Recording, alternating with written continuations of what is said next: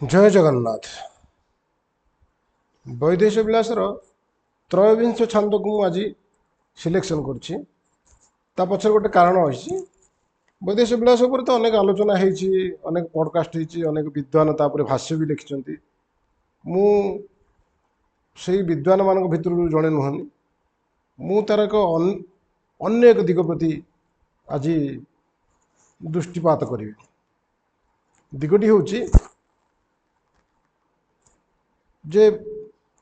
Negotiation दर कषाकषि बा मूलचाल ताकू ओडिया रे मूलचाल कह बट साधारण बार्गेनिंग ना यहाँ बार्गेनिंग ना नेगोशिएशन केमती हुए कौन सी होस्टेज सिचुएशन है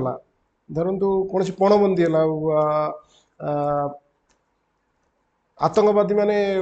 हाइजैक कर नहीं प्लेन हाइजैक कर देती अन्य किसी कर नेगोशिएशन करिया पड़े। नेगोशिएटर जो मैंने होती से किभली नेगोशिएशन करती पृथ्वीर अनेक बड़ बड़ नेगोशिएटर ताकर प्रसिद्ध विख्यात अच्छा लोक अच्छा क्रिस भोस नामक जड़े विख्यात माने नेगोशिएटर कह जाए किभली बैकग्राउंड रे दर कषाकषि करती कूटनीति रे मध्य दर कषाकषि हुए कौन सी कथा तो सीधा सीधा भाव पचारे धरतु अमेरिका ईरान भितर युद्ध है भितर तो कूटनीतिक दर कषाकषि चले पचर बैकग्राउंड रे तो कूटनैतिक आलोचना सब हुए डिप्लोमेटिक के नेगोशिएशन सब हुए चले से दिग प्रति आलोचना करवा जमी होस्टेज सिचुएशन हेले किभली दर कषाकषि हुए माने किभली नेगोशिएशन चले आतंकवादी आउ नेगोशिएटर मान भितर क्रिस बोस दीटा कथा कहते गोटे कथा है जे human decisions are not driven by माने facts not driven by the logics it is driven by the emotions से इमोशन को लेकिन किभली कथबार्ता करिया को पड़े मानवीय निष्पत्ति गुड़ा को आमर इमोशन माने भाव प्रवणता ताकू परिचालित करे नॉट तर्क तर्क देकी ताकू परिचालना करा जाए नहीं टैक्टिकल एम्पैथी केमती दिया हुए बा सितरे गोटे पद्धति अच्छी मिररिंग अच्छी माने नेगोशिएशन विभिन्न प्रकार माने थियोरी अच्छी ता सहित वैदेश विलास कि संपर्क कवि सम्राट उपेन्द्र भंज किभली माने टैक्टिकल एम्पैथी आउ मिररिंग इमोशनल ड्रिवेन डिसीजन आपरे किभली आलोचना करचंती वैदेश विलास त्रयोविंश छंद को माध्यम करी आमे बुझिया को चेष्टा करिया सीधा सीधा 30 नंबर पद को जीवानी जो शूर्पणखा और श्रीराम भितर जो वचनिका है जो डायलॉग है ताकू किभली कवि हैंडल करचंती बा किभली ताकू वर्णना करचंती डायरेक्ट न जाए कि आमे प्रथम टिके अन्य किछि दिग आलोचना करिया तापरे से 30 नंबर छंद 30 नंबर पदरु आगु देखिवा जो किमदी किभली भाबे आलोचना माने आगे नहीं कवि प्रथमतः हूँ वैदेश विलास त्रयोविंश छंदर प्रथम पद वैदेही श्रीराम की से करिणी करी विनोद नदी रे कुंज कुटीरे करी विहल मानस प्रेम मद अड़सा विराजित पद्म करे पराग भूषा माने छंदर प्रथम पदटा जुगल सरकार नाम नहीं आरंभ कराई जमती विष्णु सहस्र नाम पढ़ला पार्वती शिव को प्रश्न पचार भगवान एत विष्णु सहस्र नाम तो एत लंबा किए न पाए न लघुना कि छोट आकार किभली साधारण मनुष्य पढ़ी से पुण्य अर्जन कर तार उत्तर दौरान शिव उत्तर दौरान शिव वाच कही श्रीराम राम रामेति रमे रामे मनोरमे सहस्रनाम तत्तुल्यं राम नाम वरानने। तार अर्थ मु से राम को भजन करुच्ची तांका नाम नौची ये सुंदर मनोरम नाम तांकर सी केवल गोटे श्रीराम का नाम हूँ हजार जो जो तुम विष्णु सहस्र नाम शुणिल भीष्म जो विष्णु सहस्र नाम कहले हजार नाम सहित गोटे राम नाम गोटे पद राम नाम समकक्ष वैष्णव मान मतरे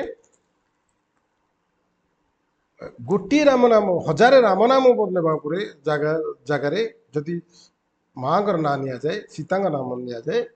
ताहले हजार राम नाम सहित समान। तेणु वैष्णव मान सीताराम राधा कृष्ण करी नाम जप करते तार अर्थ हजार विष्णु नाम नेबा गोटे राम नाम सहित समान हजार राम नाम नेबा सीता नाम नेबा सहित समान। तेणु ये से न्याय कवि प्रथम पद एक रु वैदेही श्रीराम उच्चारण कर मान लिखिं तार अर्थ जुगल सरकार ना नहीं। तेणु यही छांदटी विशेष भाव अति माने गुरुत्वपूर्ण। ये छांदे आहरी गोटे कथा अच्छी जोटा कि प्रसिद्ध पद अच्छी बाबू नाकश्री दान योग्य देशा कथा जोटा बहुत विख्यात पद समस्ते जानती जिन श्लेष श्रीराम लिखिं लक्ष्मण ताकू सुपर्णखा बुझीपारनी नहीं कि जाइए तार नाक कान काटी जहाँ से वर्णना समस्ते जानती। प्रथम पद गला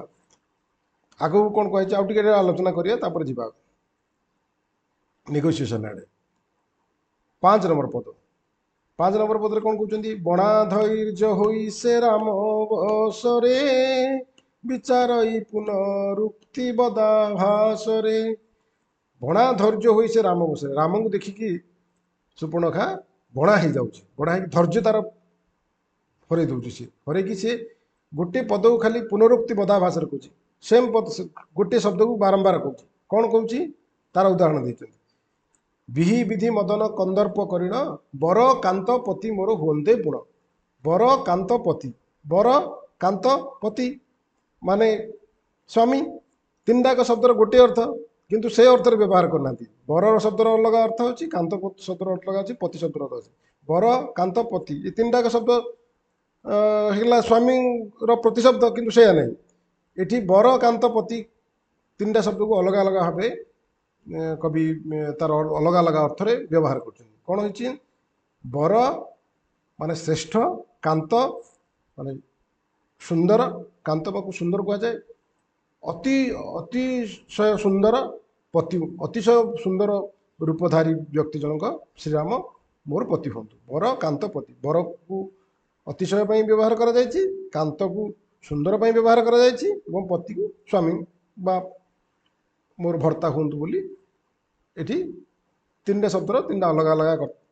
कथा कहुए कविंकर काव्य निपुणतार यह परिचय। आगे 8 नंबर पदर भी से कथा कहते बाली की नाही भुवने लोकरे बड़ी वर्णे कांचन कनक सुवर्ण दड़ी। वर्णे कांचन कनक सुवर्ण कांचन मान सुना कनक मान सुना सुवर्ण मान सुना किंतु 3टार अलग अलग अर्थ व्यवहार कर कांचन कनक सुवर्ण दड़ी कांचन को चंपा फूल कनक को सुना एवं सुवर्ण मान उत्तम वर्ण 3टा अलग अलग अर्थ कवि व्यवहार कर साधारण भाव बुझा कांचन कनक सुवर्ण मान सेम होगा कांचन मान सुना कनक मान सुना सुवर्ण मान सुना ना से करना कांचन मान चंपा फूल कनक मान सुना सुवर्ण मान उत्तम वर्ण यही अर्थ व्यवहार कर कवि मुझे अधिक आलोचना आड़े जाऊनी। 12 नंबर पदर देखा 12 नंबर कौन सुंदर विचारिला भृंग पुणी मालती स्नेही विचारिला भृंग पुणी मालती स्नेही बासंगे संग होई स्वराग बही विधाता को स्तुति कला कर सुदशा बसाइला प्राय चंद्र कोଳରେ शशा। माने सुपर्णखार मन में कौन चलती सी भावुची जे एते सुंदर लोक ये तो से फेरी जाए राजा पुआ भाई देखा जाऊँ मो सांगे प्रेम करेंगे कि ना मुनि निवेदन को शुणे कि ना से भाविकी से बस रही किंतु ଏଠି ସେୟା ଘଟିନାହିଁ।